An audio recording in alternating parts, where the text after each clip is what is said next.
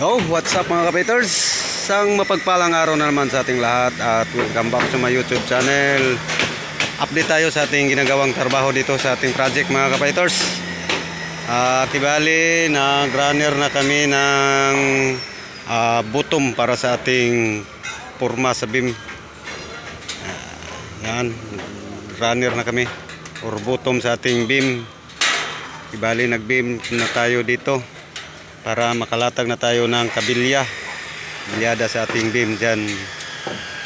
Mahaba-haba to mga kapiters, or mataas ito, galing doon sa ating zero elevation hanggang dyan sa ating beam.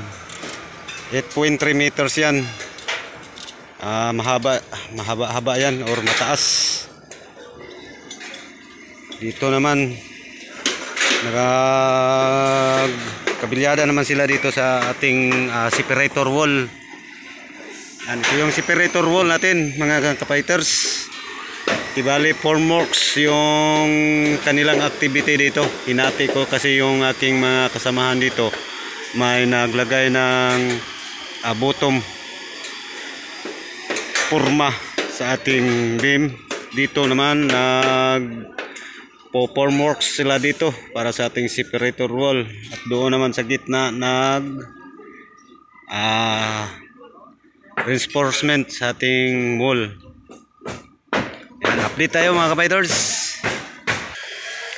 Kibali, ang size sa ating beam dito is 30 by 50. 30 yung ating bottom. Yan. Yung height sa ating beam dito is 50.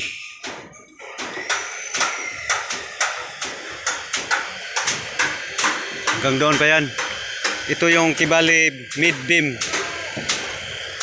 Pagdating naman doon, yun sa dulo ng ating kabilya, nandun yun yung ating roof beam. Yan, paikot yan. Saka naka-scaffold na yan lahat. Bali, malaki-laki pa yung ating gawain dito kasi doon yun yung titirahan na naman natin pag matapos dito. Diskarte ko dito mga kapiters.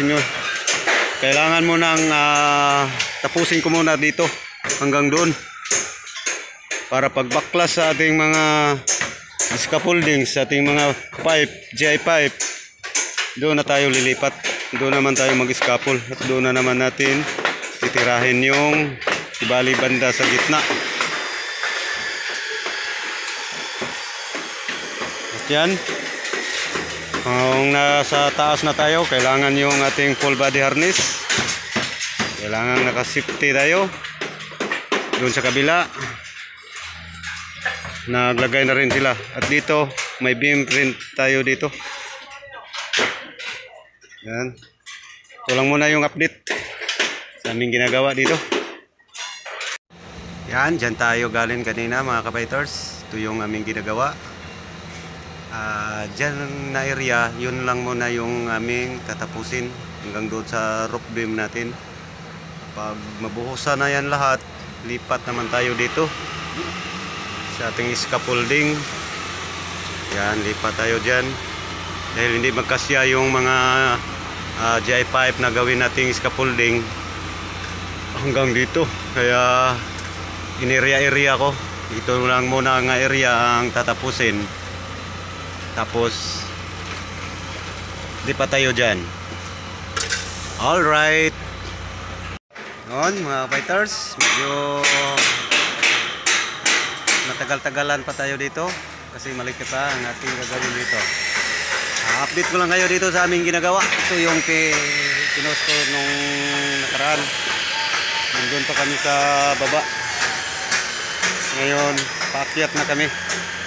At hanggang dito na lang ating video. Bye bye.